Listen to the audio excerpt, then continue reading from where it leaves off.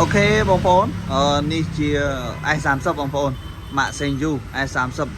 sản xuất trong miền microphone mùi cu microphone biết lục nạp VIP microphone xịn là bông phôn mùi cu hồi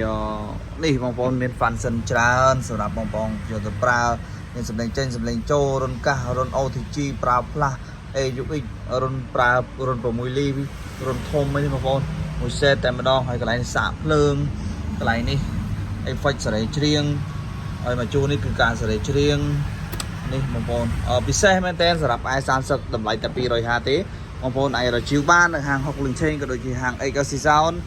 ដែលមានទីតាំងនៅភ្នំពេញក្បែរប៉ុស្តិ៍អាស៊ីអាគ្នេយ៍ជាប់នឹងសាកលវិទ្យាល័យកម្ពុជានៅតាមបណ្ដោយផ្លូវណព្រីបងប្អូននៅផ្លូវធំតែម្ដង i30 តម្លៃ250មាន microphone មួយគូមានកតាបមួយបងប្អូន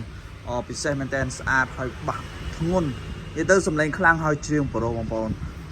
ប្រើធន់ហើយមមល្អបងប្អូនអូខេអរគុណច្រើនបាយបាយ